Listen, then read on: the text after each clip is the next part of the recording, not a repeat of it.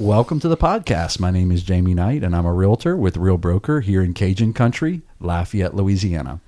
The goal of this podcast is to provide massive value by bringing insider access to our area's top agents and find out how they've been able to achieve massive success in their business. My hope is that you take away a few things from their experiences to grow your own business.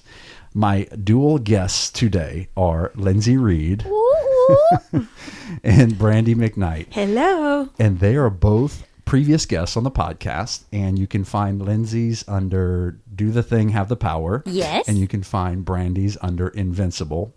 And they are some of my best friends in the business.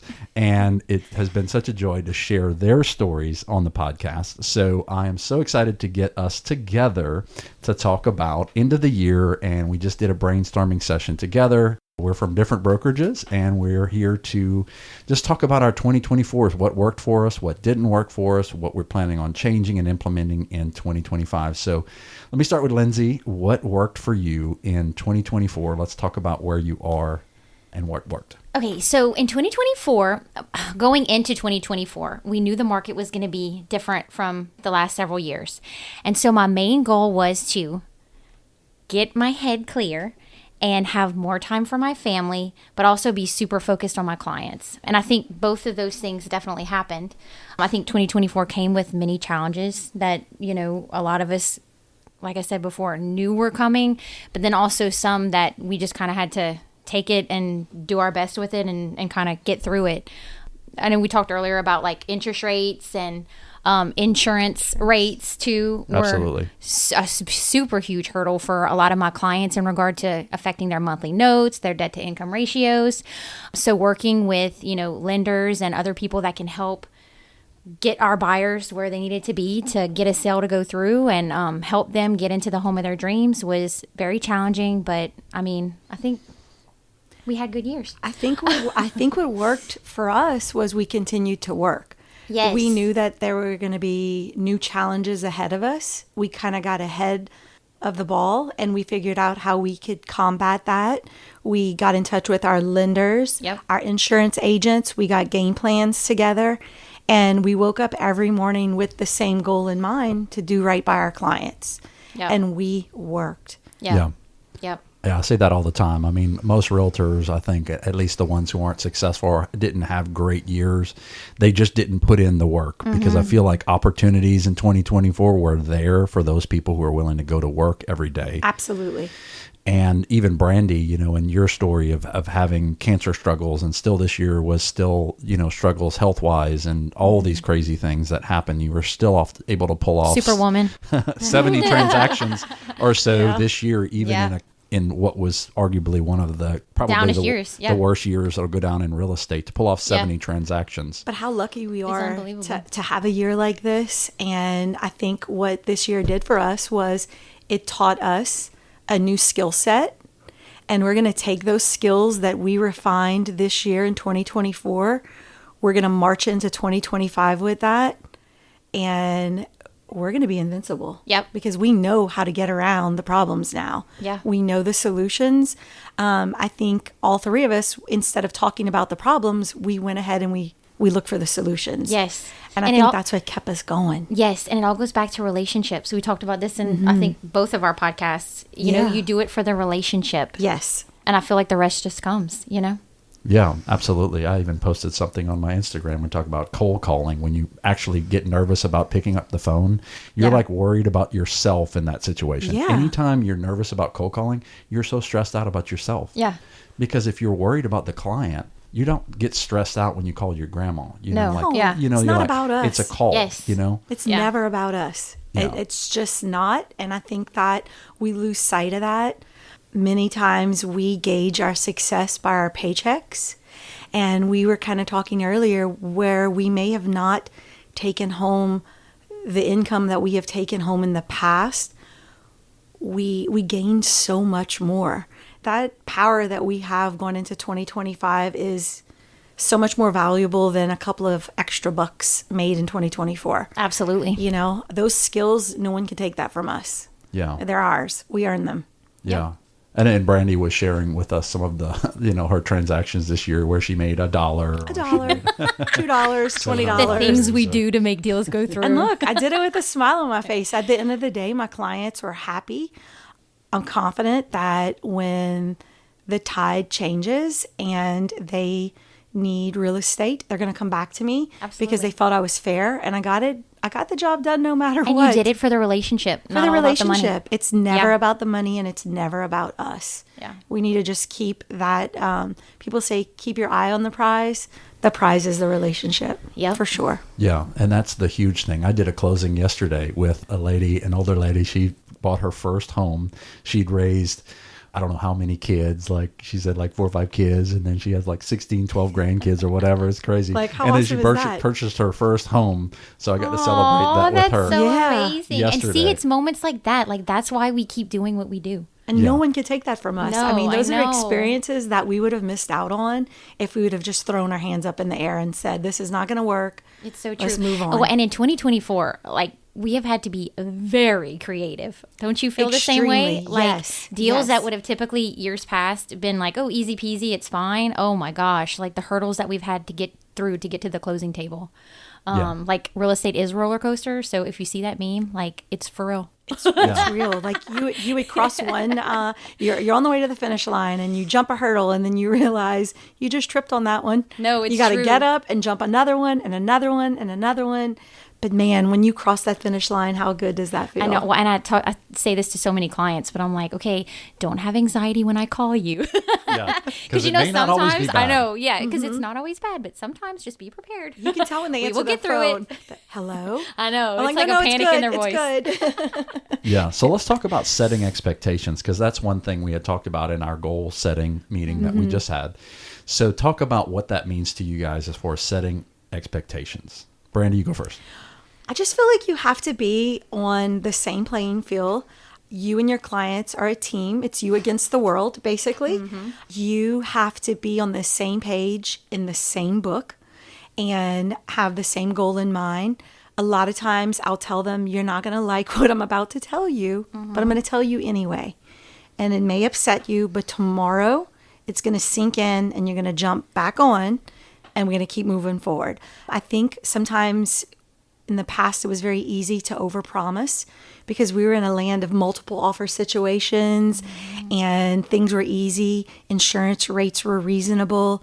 Interest rates were remarkable. And so those were 2 hurdles we never had to worry about. But now, we have to tell them your rate is going to be higher than expected. It will. You're going to have to date the rate. You're going to have to be in love with the house and marry it. We can tend to that rate later. We can refinance, but you need to have some money ahead of you because you're going to pay a little more until who knows when, because Yeah. we don't know when. They say, do you think the rates are going to go down next month? We don't know. Yeah. Yeah, they've been talking about that all year. All year saying long. We rates don't are gonna know. go down, and they never moved much. And I hear agents say, yeah, they're going to go down to the first of the Yeah, year. They're how going to did go you down know that? tomorrow. It's projected. Yes, it is projected. It They've been is. projecting that all year. All year long. But you never know when. Prepare for the worst, hope for the best, prepare for the worst. And at the end of the day, when you're in a home you love, it's not so bad. It's really not. Yeah, Yeah. you got to live somewhere. Well, Yes. And guiding sellers now, coming from such a good like COVID market, end of 2019, 2020 to 2022, 2023-ish, just having their mindset readjust. Like, okay, so now, we might get an offer and ask for 15 grand in closing cost. Oh my gosh, that seems like such a big number. But Right. if you're doing a rate buy down plus closing costs, like, it's what the market is right gonna now. in just some barely cover cases. it. Right. And also, like, okay, this is the average days on market.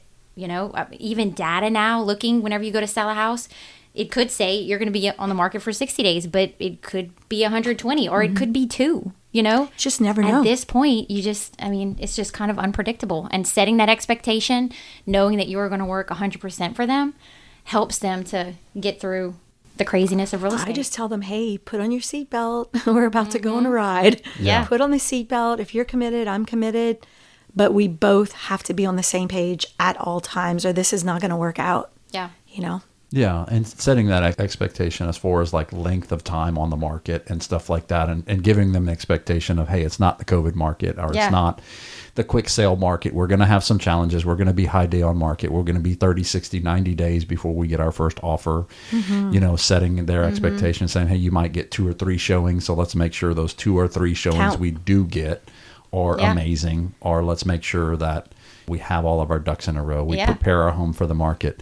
Brandi, you were talking about having 9 listings expire before the end of the year. And tell us a little bit about going into the new year, what the plan was with that. So quite often we just send a change of status form and then we just extend the listing.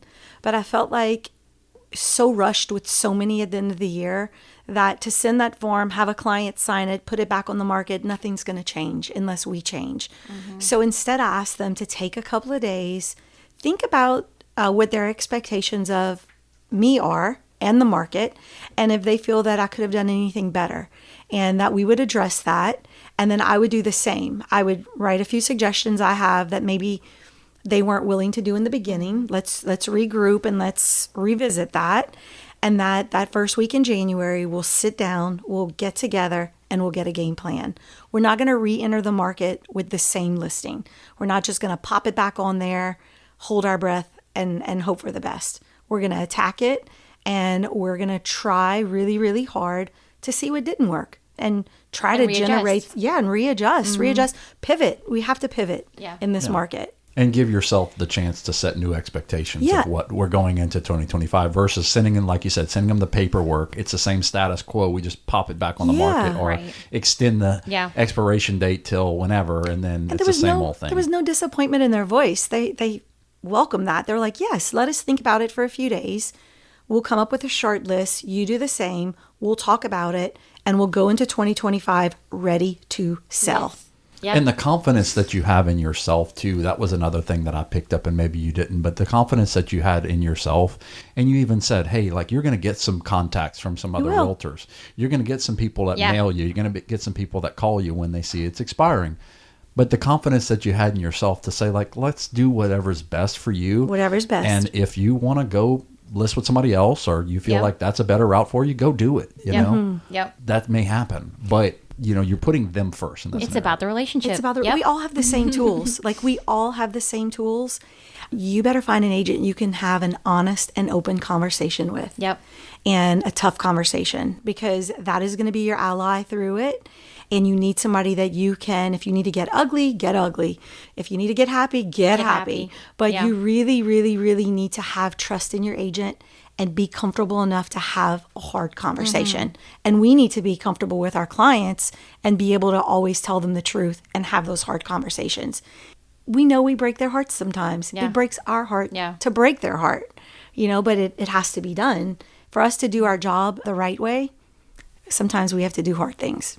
Yeah, absolutely. And sometimes it's more positive. Like, you go into a listing appointment and you're like, okay, it's showing an average of 60 days on market, but you get multiple offers within 2 days. You know what I mean? Yeah. And then at that point, you look great. Oh my gosh, this is amazing. Yeah. And I think that all goes into setting expectations. That's exactly right. Yeah. So that all, it makes you look great when that does happen. You hate to overpromise and underdeliver. Yeah. And in this market, with all the unknowns, unpredictable. It's just so unpredictable. You just really, really, really need to let them know. They'll say, what is the market? What do the numbers say? Well, this is what the numbers say. Yeah. But these numbers are skewed in all kinds of different directions. There's so many variables. We need to be able to be flexible. Yeah. If we're getting bad feedback, we need to adjust, and we need to do it quickly. Yeah. Yeah. I always tell clients too, sellers, like, hey, the market's going to tell you if you're too high. You will get 0 showings. Yeah. And that's the market telling you you're too high. If you're not getting any showings, you're still too high. And if we're getting showings and we're not getting offers, that's another offer indicator that we're it's not. even worse. We're Almost. not, exactly. So And we're still not in the striking zone. Yeah. I feel like whenever you go into a listing appointment too, it's going to vary for whatever client you have, right? So what's your motivation? Is it get out here as quickly as possible because you don't want to have 2 mortgages because you already bought a house? Or is it, I want more money from a house and time is not an issue? You know what I mean? And then you can, readjust your marketing plan that way. Yep, absolutely. Yeah, the 3 Ps, what they say, patience, price, and promotion. Yeah. Those things have to be all in order. Yep. If you got enough time, hey, leave it high priced, Yep, right. If you need it done now, then Let's get get aggressive. that price down Yeah. where it needs to be. And then that way you can make your plan, you know? Yeah. Yeah, that's a Sean Hettich line. I stole that from him. I didn't make that up. An exit plan. Yeah. But let's talk about what did work in 2024. Let's talk about those things that did actually work for you guys. Okay, so I'll just say a little bit something, and we Yes. can kind of feed off each Yes. other. But okay, so like I said before, going into 2024, I wanted to stay focused, and also, coming from like a mom's perspective, like the mom guilt of like real estate and always being busy, never off, and all this stuff. It's so time consuming. So what really worked for me is I actually got to cook dinner mostly this Nice. year for my kids, which was really great. I actually could get in the pool with them and not have to get out in 2.5 minutes to go show a house. So that was refreshing as well. Yes. But I think also, I know I feel like a broken record, but I set expectations more in 2024 to my clients than I have in years past. I think it's because I was trying to prepare them and get them out of that crazy market. That really worked for me, so that even if we were on the market a little bit longer than expected, Right. or within a certain time period, like we would say, hey, after 60 days, if we don't have any offers, we're going to go back to the drawing table. Like, what can we do different type thing. So all those kind of helped me this year. Yeah, I think having a hot meal for our family does a lot for a mom's heart. It does. Yeah, I'm a big Sunday cooker, so I cook a lot on Sundays, What time? all day long. I was just making sure if I can come by. I wake up at the crack of dawn. I crank up Zydeco music in the morning Love it. early, make that first cup of coffee. I line up the crock pots. I cook, prep sides for the week. I understand people need evening appointments, and I'm okay with that, but I can't be out showing every night till 10 o'clock at night. Yeah. Because regardless of what people think, our workday does not start at lunchtime. We're up early. Yes. We're getting our kids to school. Mine can drive himself now, but I've been there. We wake up early, we have that first cup of coffee, we hit the ground running. And so if we're working from 7 a.m. to 10 p.m., that's a long work day. Yeah. And it's okay. I can do that, Yeah. but I can't do that 7 days in a row anymore. So I'll usually designate 2 or 3 nights a week where I'm willing to work in the evenings. And that kind of preps me for the week. Okay, Monday, Tuesday, and Thursday, I'm going to do evening appointments. And Sunday, this is what we're going to cook. Yep. And they're going to have a hot meal. Even if I can I know you said you have showings tonight. You want to run home and prepare something really, Yeah. really quickly. Yeah. Even if I could just run home, get it warmed up, and then head to the showing. I do that all the time. Yes, it feels so much better. And we work in our hometown. Like, we work where we Yes, live. yes. That's basically where most of our business is the community where we live. So we can run home Yeah. Like run home, like to have appointments, Yeah. run home, cook a chili, and then get back to work. and get back to work. Yeah, absolutely.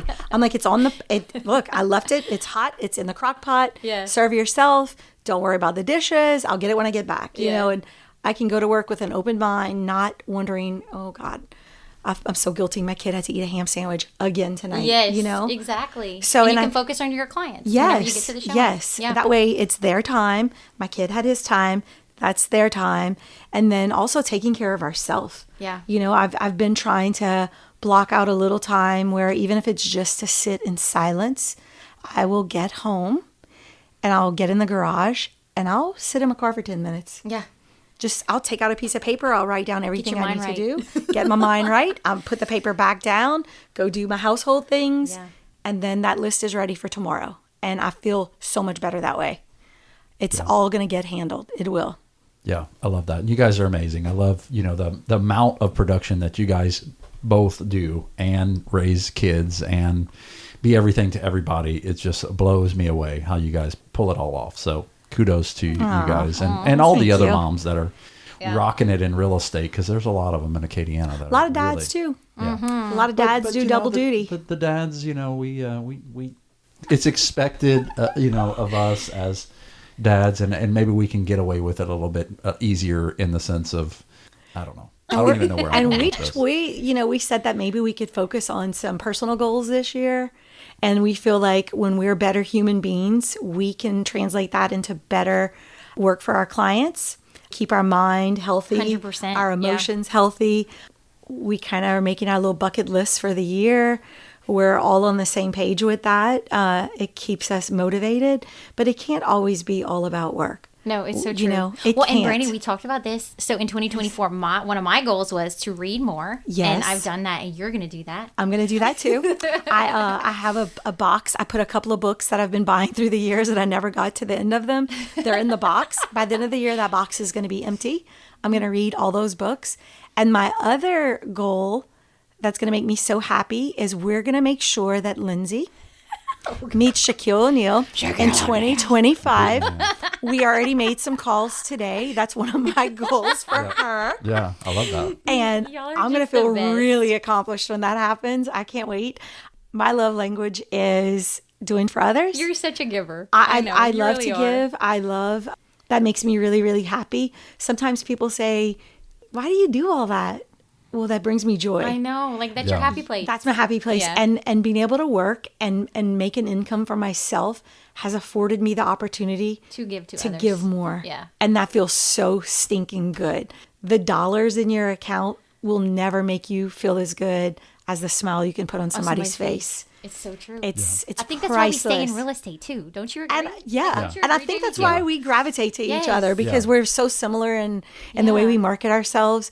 Jamie suggested earlier to us that maybe we need a little help in 2025. Yeah. And we both It's just started taking sweating. it. Yeah. We were trembling like, what do you mean? What do you mean we need help? Let We go. don't need help. Help? A what? Like, no. We locked eyes I know. immediately. We went, My legs started I've shaking. I've told Lindsay that because her and I are office mates. So I told her that. I'm like, you've got to find some help, some way to buy back time. But Yeah. Yeah. you've got a great schedule, and I'm sure that's the same with you, Brandi. But like the schedule was a big part of you being able to manage. we're a work in everything. progress. Yeah. We are. For real. But I'm wondering if there is any ways that you can kind of buy back some time or get some help with some things, turning over some things. We Yeah. bought a crock pot. Yeah. Yeah. The crock Hey, pot there you does it. And the Instapot. Yeah. We got this.